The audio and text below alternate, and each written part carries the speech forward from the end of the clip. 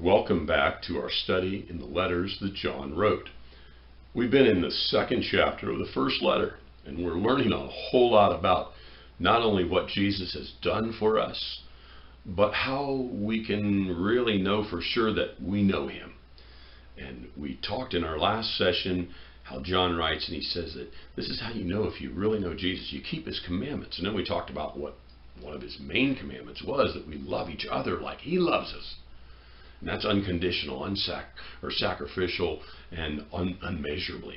And it's a hard thing to do. It takes training. It takes personal commitment and discipline to accomplish that. And it's difficult, but we can with God's help. And we grow more and more in our relationship, closer and more intimate with Christ when we do those things.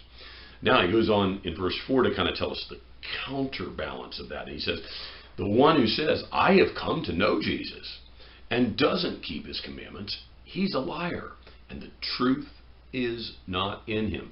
Well, I think it's really interesting that he uses the word the truth is not in him, because Jesus says in John chapter 14, again going back to the Gospels, same author, Gospel account, John chapter 14, Jesus says, I am the way, the truth, and the life. So he says, if you're not keeping his commandments, or at least you're not working on the project, shall we say, you're not moving in the right direction, you can't give lip service and say, I'm a Christian. I know him. Yeah, I know who he is.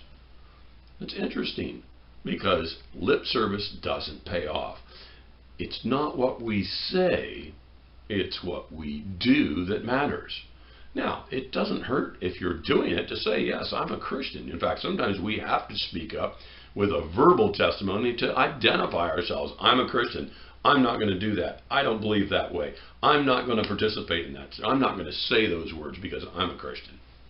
You don't have to lord it and flaunt it in front of people, and you certainly don't want to be obnoxious, but there is a time when we do stand up and speak it, but really what we do is we live it by what we do.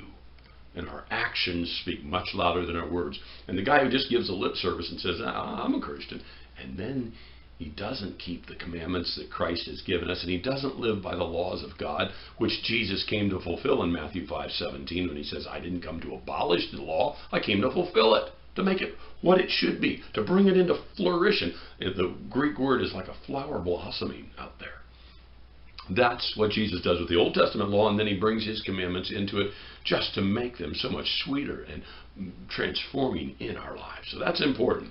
We can know who we are by keeping his commandments, and we can know who the fakes are by the ones who just say, I'm a Christian, but they don't live it out, and they don't keep his commandments. We'll pick up in verse 5 in our next session.